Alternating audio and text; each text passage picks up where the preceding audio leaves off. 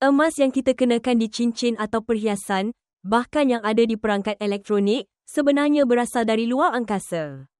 Ini semua berawal dari bintang neutron yang bertabrakan, menciptakan ledakan luar biasa yang disebut kilonova. Dalam proses ini, elemen berat seperti emas dan platinum terbentuk. Satu tabrakan bisa menghasilkan ratusan kali massa bumi dalam bentuk logam mulia. Setelah tabrakan, sisa-sisa logam ini tersebar di ruang angkasa sebagai debu kosmik. Ketika tata suria kita terbentuk sekitar 4-6 miliar tahun lalu, debu emas itu ikut bergabung. Di masa awal bumi, meteorit membawa unsur-unsur ini ke permukaan, memungkinkan kita untuk menambangnya. Tanpa meteorit, emas mungkin akan terkunci di inti bumi selamanya.